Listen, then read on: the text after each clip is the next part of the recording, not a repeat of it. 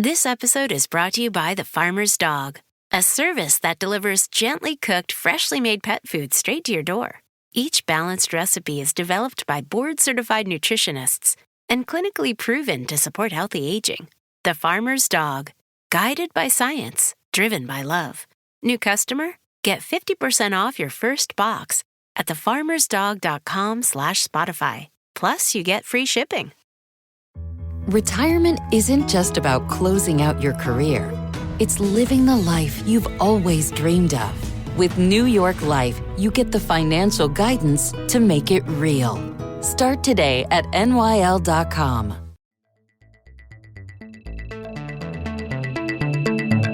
Hello, True Spies listeners. Welcome back. You're joining us as we venture into the vaults to revisit some of your favourite episodes from our collection. We hope you enjoy this classic True Spies rendezvous. We think it's well worth catching up with. This is True Spies, the classics, from Spyscape Studios. Incoming transmission. Welcome to True Spies. Week by week, mission by mission, you'll hear the true stories behind the world's greatest espionage operations. You'll meet the people who navigate this secret world. What do they know? What are their skills? And what would you do in their position? This is True Spies. I would have made a damn good criminal. I would have made a real good stand-up guy. I'm capable of doing the deed. I'm a capable guy.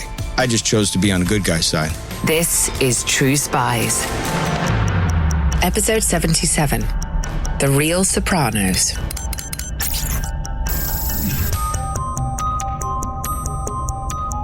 To be an effective undercover or effective operative, you have to have a certain level of addiction towards adrenaline.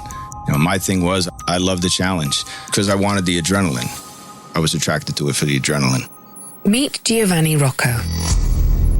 Or if you were moving in mafia circles in the 2010s, you might have known him as Giovanni Gatto. As an FBI agent, he spent years deep undercover, attempting to penetrate one of the oldest Cosa Nostra crime families in America. It was a journey that pushed his skills as an agent to the limit, and sometimes past it, and put him and his family in the mafia's crosshairs. You know, your true identity is ever revealed. It could jeopardize the investigation, or it could place you in danger of being harmed or killed yourself. And in some mafia circles, it doesn't take much to provoke deadly violence. I'll give you an instance. I heard, one guy, a Philly guy, he whacked out a guy in his crew because the guy kept sneezing at dinner. And he had allergies, and this sociopath, this psychotic boss that was the crew chief, he said, I can't have it. The guy keeps sneezing like this. I can't have this. This guy's got to go. And that night, the guy went. So what does it take to survive in deep cover? And what toll does it take on those left behind? For me, I'm third generation police, so I started training right out of the gate, right out of birth, I guess. I started training for the world ahead in law enforcement. I grew up in a city called Bayonne, New Jersey, just outside of Manhattan. Both my grandfather and my father were law enforcement, so I was familiar with it. Back then, Bayonne was a kind of place where people knew each other and each other's business. The way I describe it to people and to give them the overview, it's very Brooklyn-esque. What the neighborhoods in Brooklyn used to be in the old ages is how I grew up in Bayonne. They say it takes a village, and Bayonne was that village to raise people. In the neighborhood, both sides of the law were all around. Giovanni's father, as a police officer, emphasized the importance of doing things by the book. But on the street, the Cosa Nostra weren't shy about showing off their power and influence.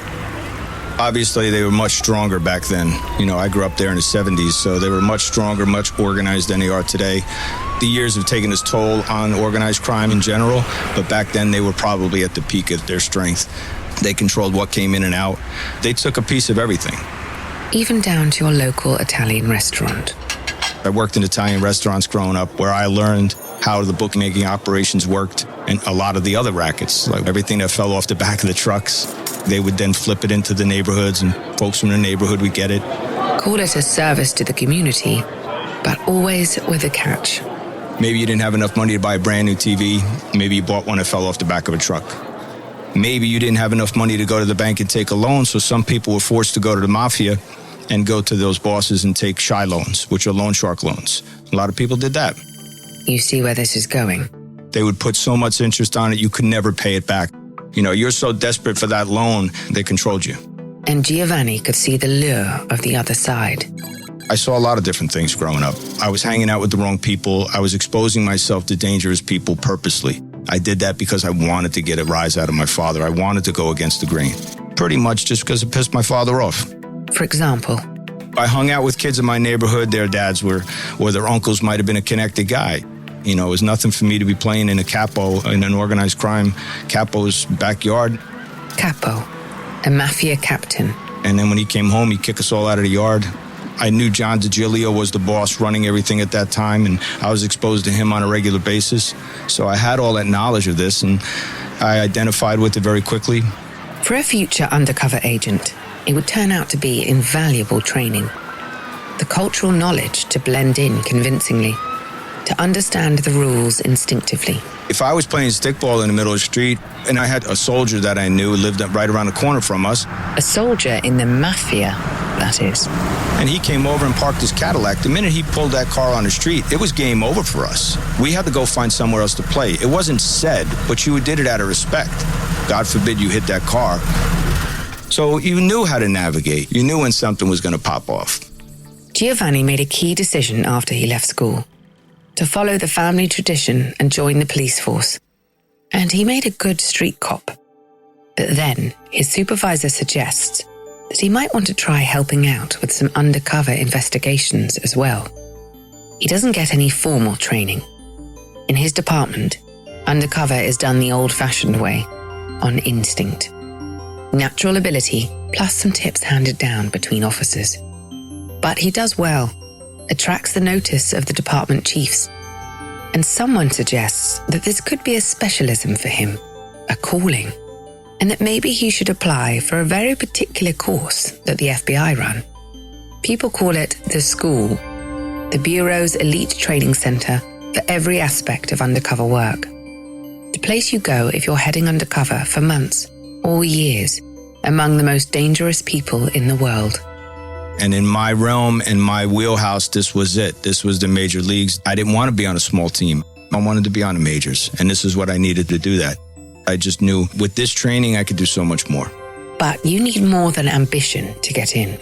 You go through a battery of psychological tests. They do a background check on you. They do personal interviews with you to see if you have what it takes. And they'll send you for it, and if you pass, then you make it into the class, and off you go. Once in, people warn him to be ready for a grueling experience. It's not going to be easy. It's not going to be easy at all, and it was not easy. We had other agencies and other establishments come and tell us, you guys are crazy for doing this kind of stuff. The training starts by recreating the psychological and physical exhaustion of maintaining a false identity, even when your life depends on it. It took my previous training before I had the FBI school and injected steroids into it. The first thing they're going to do is strip you down. Some of the candidates don't even make it past the first few days. They'll deprive you of sleep, and then they'll just strip you physically of everything you have in you. And then they'll begin to train you, because it mimics that extreme stress of having to negotiate under extreme pressure. You know, your body's pumping adrenaline. You're not negotiating in, corporate trades on Wall Street. You're in some crack den or sitting with some sicarios or some heavy hitters. So you have to learn how to do these things under extreme pressure. So they give you the proper training to prepare you conducting any kind of operation, whether it's white collar, whether it's criminal, whether it's a murder for hire. They teach you all the things that you need to know. Skills such as identifying ticks and tells, the subconscious signals we all transmit through our body language, signals about our true feelings of fear or weakness. Maybe I would have a pen and I would tap that pen on my hand or something. In my world, if I read you and I sit there and I'm watching you tap, it's just, why are you tapping? You know, if I start talking numbers and I start talking prices for whatever I'm moving with you in the business we're doing, and that price is not the number, I could tell by your tick and tell. Which could blow your cover. Heart rate variability is everything. Breathing is everything, you know. And everybody's been in a situation where you have that jackrabbit heart. It's racing at 1,000,000 miles a minute and you can't control it. And next thing you know, your voice gets elevated. Your voice starts to crackle. You start to stutter. Well, if you just take a deep breath and you slow your speech, you can think clearer, regulate yourself, and then you can actually have a full conversation without saying something stupid that you should not say. At one point at the school, students are required to complete a role play, enter a recreation of hostile terrain wearing recording equipment, and avoid being discovered. Giovanni, as an undertrained officer, feels he has something to prove. So he starts the exercise. I knocked on the door, and, you know, first thing is, what do you want? Nobody's here. And I said, well, you know, it's me. I'm Giovanni. And these two guys who are 5 feet wide and, you know, probably 6 feet tall, they pulled me into the room. They started searching me, grabbing at me, poking and prodding at me, trying to find, searching my this and searching that. Two guys searching you, looking for a wire that you are wearing. You've a matter of seconds before they find what they're looking for. Think fast. My street training kicked in and I kind of pushed back a little bit. And I said, okay, you guys want to get into it? What are you looking for? Well, we're making sure you're not wearing anything. You don't have anything on you, no weapons and no, you know, record. What are you talking about? Like, you want to search me? What do you think? You know, I'm here for business. You want to get into it? Let's get into it. I don't care. I'll pull my pants down in front of you. So here I am. I'm trying to take my pants down. And these two guys panicked. And they were like, no. I just pick your pants up. What are you doing? Nah, you guys want to listen. I've been in county before. I've been locked up before. Let's take my pants off. So thank God, because I did that, they pushed back a little bit and I was able to survive it. And I got out of that situation. And then afterward, I guess they figured that I didn't have the device on me because they didn't find it. After the exercise, there's a debrief. And his instructor is skeptical. She accused me of taking off my body and hiding it somewhere before I went in. She goes, can you produce it right now off of your body? Where is it right now? I said, well, I can produce it right now. Just let me reach into my pants, and it was hidden in a very peculiar spot on my body and where these guys didn't want to go. And of course, I pulled it out of my pants later on and I produced it. She was very mad. The ability to brazen things out would be useful later, but only with the control of body language and psychological awareness that training provided. These cooler days call for layers that last, and Quince is my go-to for quality essentials that feel cozy, look refined, and won't blow your budget. If you're aiming for a wardrobe that feels effortlessly polished, Quince is the place to start. Their pieces strike that rare balance of being both timeless and unmistakably stylish. Their wool coats, in particular, have that refined designer look. The sort of outerwear that instantly pulls an outfit together and remains chic year after year. Because Quince partners directly with top-tier, ethical factories, you're getting luxury-level craftsmanship at a fraction of the price. It's a remarkably elegant way to refresh your winter wardrobe. Go to quince.com/truespies for free shipping on your order and 365-day returns. Now available in Canada, too. That's QUINCE.com/truespies to get free shipping and 365-day returns. Quince.com/truespies. I am so excited for this spa day. Candles lit, music on, hot tub warm and ready. And then my chronic hives come back. Again, in the middle of my spa day. What a wet blanket. Looks like another spell of itchy red skin. If you have chronic spontaneous urticaria or CSU, there is a different treatment option. Hives during my next spa day? Not if I can help it. Learn more at treatmyhives.com. A few years later, Giovanni is putting all these skills together on the biggest case of his career. He's back in New Jersey and about to go undercover to target one of the pillars of the Italian-American underworld, the De Cavalcantes. The De Cavalcante crime family is the longest-standing American mafia family, believe it or not. The De Cavs have been around the longest.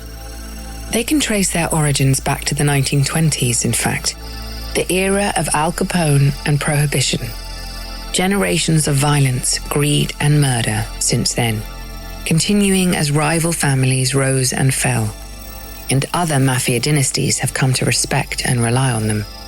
When the Gambinos especially needed some work done, if they needed some murders done or some robberies or something, they would call in. They would farm out their work to the De Cavalcantes. Name not ringing a bell? You might be more familiar with the De Cavs than you think. They're the family that inspired the Sopranos series.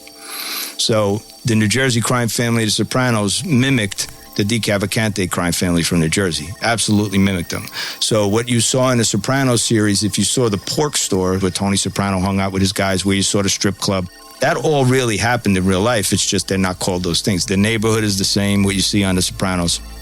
Giovanni's case so far has been devoted to chasing some small-time drug dealers on the edges of the De Cavalcante world.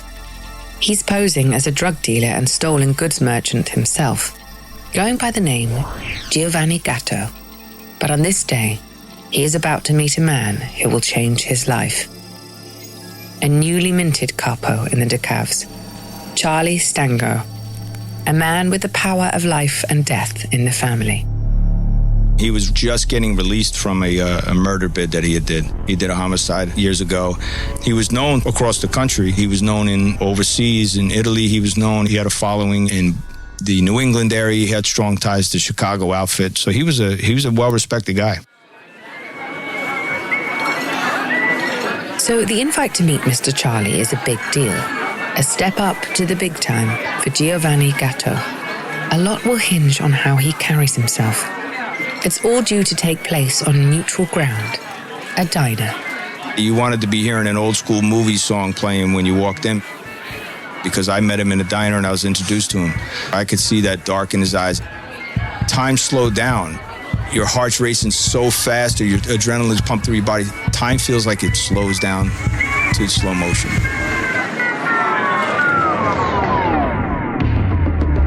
The training takes over. So at this point, when I met him, he told me to sit down right next to him. He wanted to be close to me, and he kept repeating my first and last name over and over. I played intimidated, and then I relaxed. I implemented my breathing techniques and just slowed myself down and said, okay, this is going to happen. See, when you're a covert operative and you know how to control people, you can guide things, you can control the situation by doing certain things. He finds out later that Stango has had him under surveillance through his crew for some time, assessing whether he was who he seemed to be. And so far, his cover has held. And he says, okay, all right, Mr. Giovanni, you do what you do. I'll allow it to happen. And keep doing what you're doing. And maybe I'll call you, maybe I won't. Have a nice life. Stango leaves the diner. It's worked. From that day, Giovanni begins to be let in. Not as a capo or even a soldier of the De Cavs. That was an honor not given lightly. But part of their orbit. Charlie's orbit. An associate. Pay attention if you think the office politics where you work are complicated. So traditionally in Cosa Nostra world, you could be a hang-around and an associate, part of a soldier's crew. The lowest level. But if the associate does well, he might progress. And then eventually he gets proposed for membership of the family. He becomes a soldier.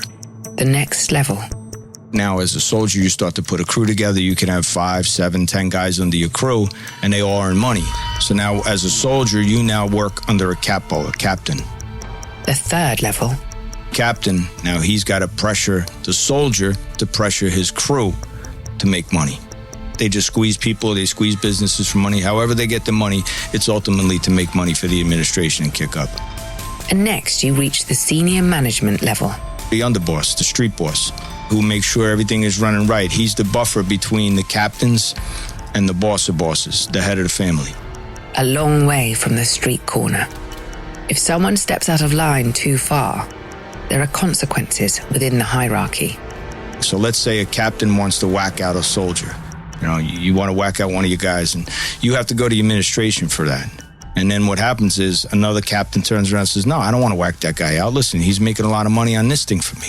So the consigliere will set up, he'll be the mediator And they might call a meeting, and then you go to a meeting and they'll sit down and they'll hash it out and figure it out. And they'll say, okay, listen, we're not going to kill him. He's making money for all of us. So let's just leave the guy alive. And if he does it again, we'll whack him out. But for right now, you'll get taxed. In order to save a guy's life, you might have to give up a piece of a trucking or a piece of a pizzeria that's making some money. And that's how it works. It's not exactly a system of checks and balances, but that's a lot more protection than the lowly associate can expect. An associate, you can be clipped at any time. You can be taken out of the picture. It can cause some heartache for some other guys, and you don't want somebody to lose their money and their money makers, but you don't have to get approval to take somebody out. You want to take an associate out, you just go whack them out, and that's it. The holidays mean more travel, more shopping, more time online, and more personal info in more places that could expose you more to identity theft. But LifeLock monitors millions of data points per second. If your identity is stolen, our US-based restoration specialists will fix it, guaranteed, or your money back. Don't face drained accounts, fraudulent loans, or financial losses alone. Get more holiday fun and less holiday worry with LifeLock. Save up to 40% your first year. Visit LifeLock.com/podcast. Terms apply.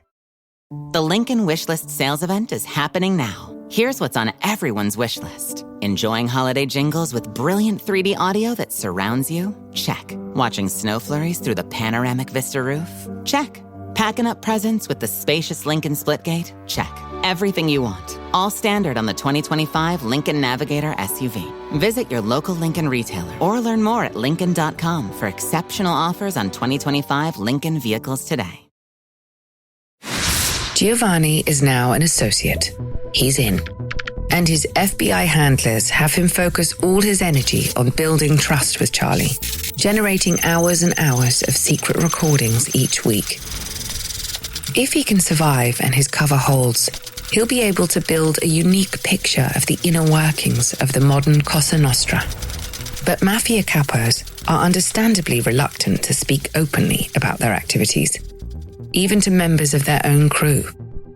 So Giovanni develops a new strategy with Charlie. Play dumb about crime. I played stupid. I don't know how the mafia works. I don't know anything about you guys, And he says, okay, that's why I need you to come out here. I need to talk to you, and I need to explain to you how we operate. I want to break it down for you. And of course, when he does, Giovanni is wearing a wire. Don't ask where. The intelligence improves even further when Giovanni gets a promotion. He gave me more slack and said, okay, that's it. From now on, from this point on, you're with me. You're going to fly our flag, and you're going to represent this family for me. Be under their official protection. So the flag of the DeCavalcantes. I'm not a soldier, I'm not a made guy, but no matter who you meet, no matter where you go, no matter what drug deals you do, no matter what trucking heist you do, first things first, they gotta know you fly a flag. Soon after this, Giovanni becomes Charlie's right-hand man, leading his crew. The two of them get closer, almost a father and son relationship. The father, a convicted murderer, and the son, an undercover FBI agent, living a life of lies and deception. Again and again, Charlie emphasizes his complete trust in Giovanni. You just speak for me. You go to this thing, you do what you got to do. Even if you're wrong, Giovanni, even if you're wrong, I'll make you right. Which means even if you kill somebody by accident, I'll make you right. Don't worry about it. Even if you make the wrong decision, I'll stand up for you. But in the end, he always showed me something that reminded me of the criminal that he was. And he warned me, listen, I'm crazy, right? I'm gone. I'm gone. I'm bots. I'm crazy. I do dumb shit. I kill people by accident, he said to me one time. Maintaining this level of intimacy with a group like the DeCavalcantes involves constant risk, particularly as Giovanni is also leading a double life.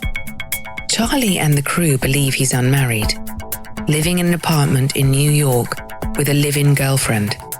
In fact, each evening, Giovanni is returning to his real life with his wife and young kids in the family home in New Jersey, close to where the DeCavs are based. Too close, perhaps. One weekend, Giovanni's daughter is competing in a statewide kids' soccer tournament. They decide to make a family day of it. One of those weekends where I said, that's it. I'm not paying attention to my family enough. I was going to go to this thing and just unplug for the weekend. Just be me, right? Be Giovanni Rocco. The whole family come along. even Giovanni's parents. It's a beautiful day in the park. And here I am, living my true life with my wife and my kids. And as I'm sitting there in these little beach chairs, I look up and here comes Charlie's associate. And he's walking right towards me. He's with the Gambinos, and he's walking right at me. And he's a connected guy, and he's got status. He's got Charlie's respect. He thinks the world of him.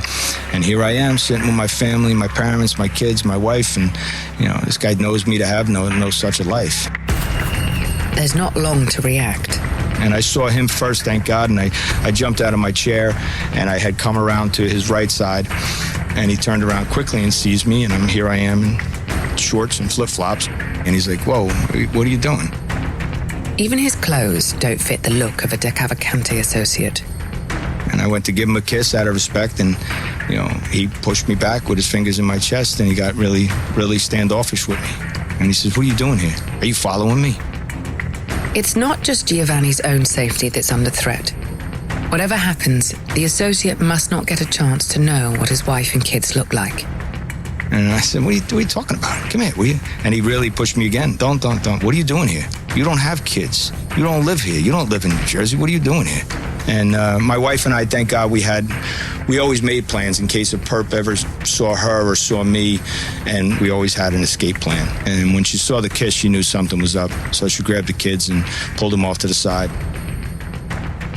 He manages to keep the associate talking long enough for the rest of the family to make a getaway. But the man never does completely buy his explanation for why a childless, middle-aged man would be attending a school sports day in the wrong city. The seed of suspicion has been planted. And family life can never return to normal. Giovanni's wife is understandably concerned. Then she started asking a lot of questions because before that she didn't know too much, so I had to come clean with her. From that point on, it was no more public appearances for us. We couldn't take that chance. The threat level is growing in other ways. No one in the DeCavs can figure out why Giovanni isn't known to any other organized crime groups, why he doesn't have a recorded history. On another afternoon, Giovanni is hanging out with one of the most volatile members of the group, a guy known as Louis, or Luigi. A second undercover officer is with them, and that officer makes a near-fatal mistake. He tries to send a text about the case to their FBI case handler. Instead, he accidentally sends the text directly to Louis. They manage to grab Louis's phone before he can read the text and delete the incoming message. Louis can't understand why they are trying to use his phone. An explanation is offered, but again, Louis never fully buys the excuse. He kind of suspected a little bit. He had quite a lot of questions about us, but then once those questions went away, he was okay with it. Soon after, Giovanni is invited to make a visit to his capo, Charlie Stango's old neighborhood. They're driving around, looking at the places Charlie went to school, fell in love, committed his first violent crimes. Gangster nostalgia. Then Charlie turned around and he says, I'm going to show you who's who, and I'm going to point out some things to you. And he pointed me down a dead-end street and told me to turn around and park my Cadillac. He got out and he said, I'll be right back. Next thing you know, here comes Louis.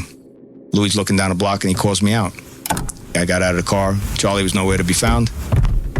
Louis suggests they discuss some things. Just the two of them. No one else around. Basically, the gist of that was he threatened to chop me up into pieces because he followed the FBI surveillance team back to the FBI building. The same day as the cell phone incident, there had been FBI handlers in a car waiting nearby. An even worse mistake.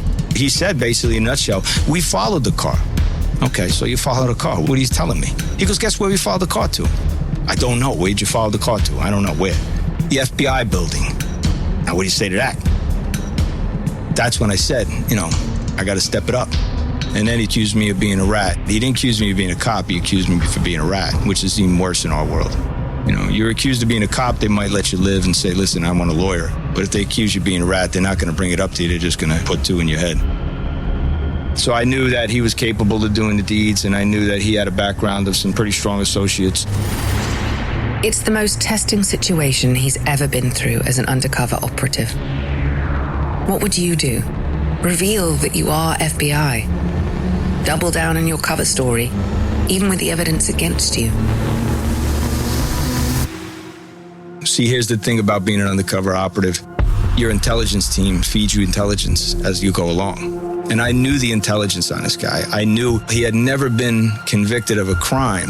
He had never been arrested. He was always protected by the neighborhood. And I knew he always carried a .38 revolver in his pocket. So when he had his coat on, his overcoat, and he kept reaching in, I knew he was debating, and at this point he had lost me.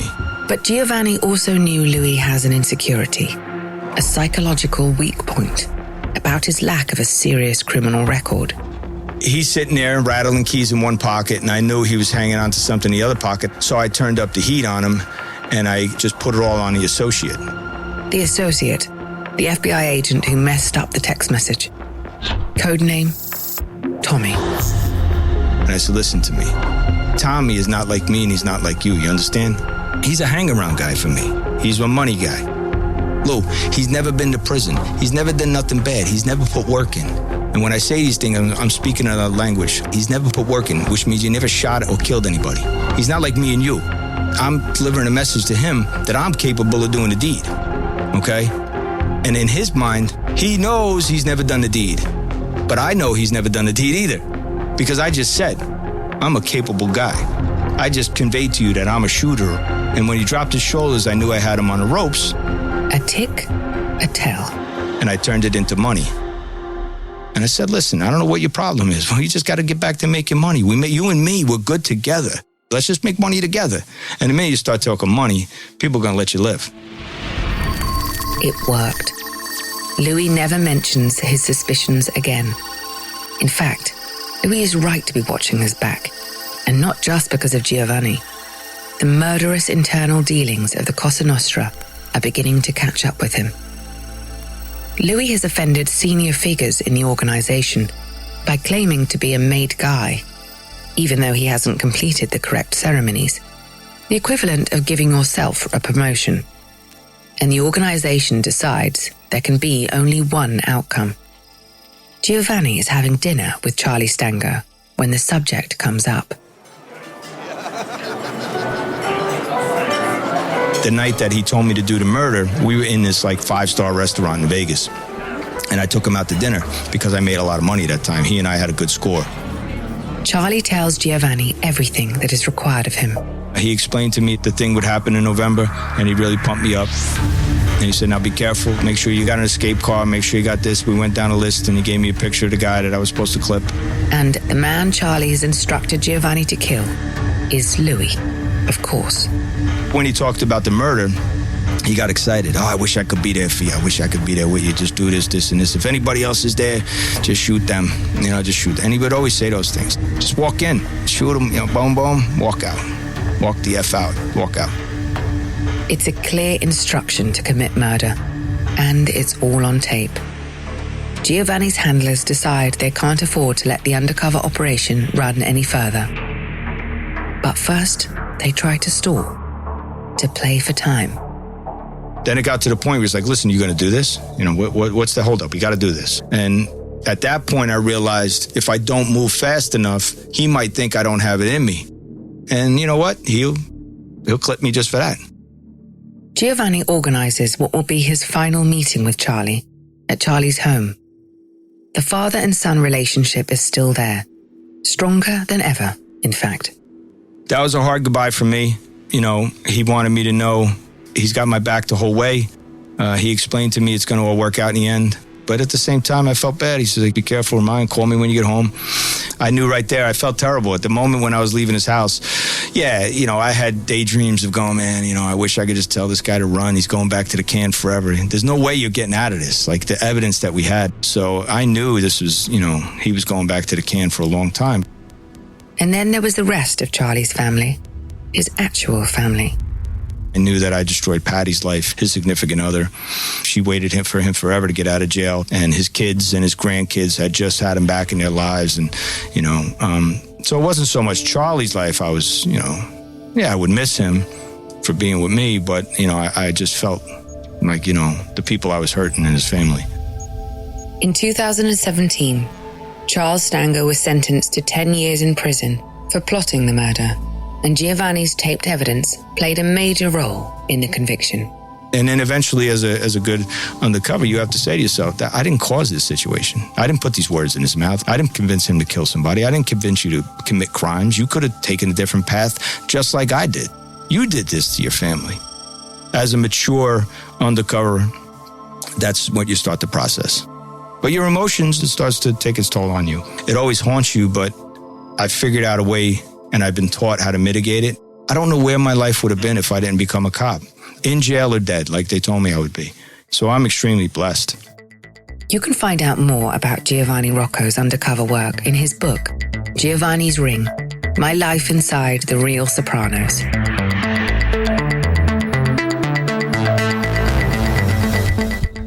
Thank you so much for tuning in to True Spies, the Classics, from Spyscape Studios.